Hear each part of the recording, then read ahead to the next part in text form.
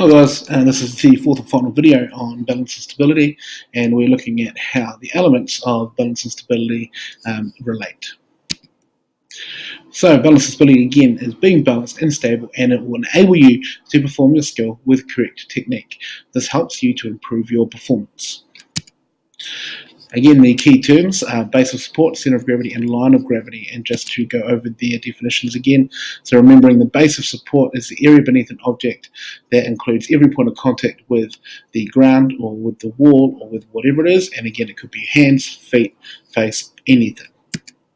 Center of gravity is an object, which is the point of an object, at which the weight is evenly dispersed and all sides are in balance.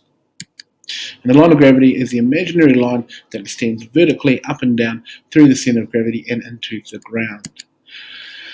So looking at our compadres there again, okay, same as the last few videos, we can see line of gravity going straight through center of gravity and in each case into our base of support. So it's fair to say that each of these gentlemen are balanced. So again, we're just going back. This is how we figured out our center of gravity. You can see quite clearly that some of them, if we just gave them a small shove, particularly the first two, a small shove would mean that they would probably fall over. So they're not hugely balanced, other than maybe our basketball fella who is reasonably solid there. Okay, here we have our line of gravity, and this is how they all interconnect, right? So our line of gravity comes through our center of gravity. Okay, and for us to be balanced, it's really important that our line of gravity is sitting within our base of support. Okay, that is the most important, that is the key thing for us to be balanced. Okay, so again, our line of gravity must fall in our base of support. So our first gentleman here, our footballer, okay, quite clearly his line of gravity is just on the outside. Okay, just on the outside of his base of support. So he is currently unbalanced. Okay, I'd suggest that they're doing a bit of a fitness test here, maybe seeing how long he can hold that position for. Okay, so because he is big and he is strong, he's able to probably hold that position, that unbalanced position, for a good period of time. But as he fatigues, okay, there's a really good chance he'll probably fall over. Although our girl here is on one foot, okay, she is actually quite well balanced. Why? Because her line of gravity is falling beautifully into her base of support. Okay.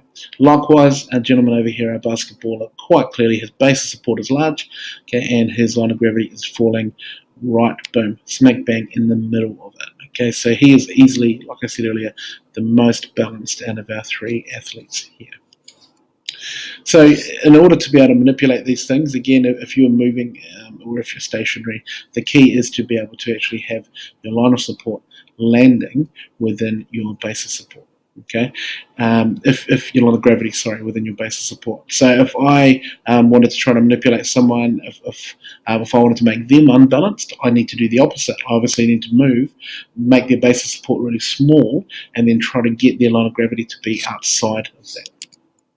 So here's a really cool video of a couple of karate or judo, I'm not sure what it is exactly, but they are having a little bit of a fight, and you can see where their line of gravity falls and whether or not it is within their base of support.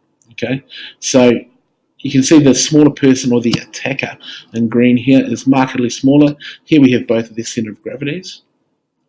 Okay, and as they go in here for a bit of a tussle, you can see that the gentleman on the right, the taller person, is balanced. The center of gravity, their line of gravity, is falling within that base of support.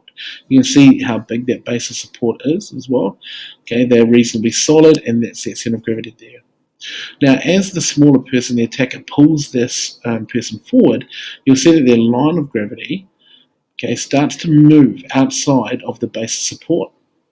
Boom, and they are therefore unbalanced, and it makes it easier for the smaller person, okay, to therefore do this little flip maneuver and to get them off balance. You can see where the center of gravity is as well during that maneuver. There's no way, no matter how strong you are, that you're going to be able to pull that one back.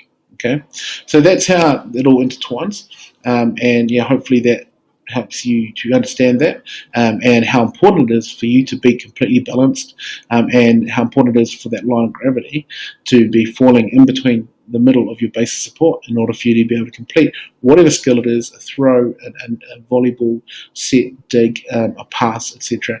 Whatever it is, you need to be balanced in order for you to be successful. Thanks, guys.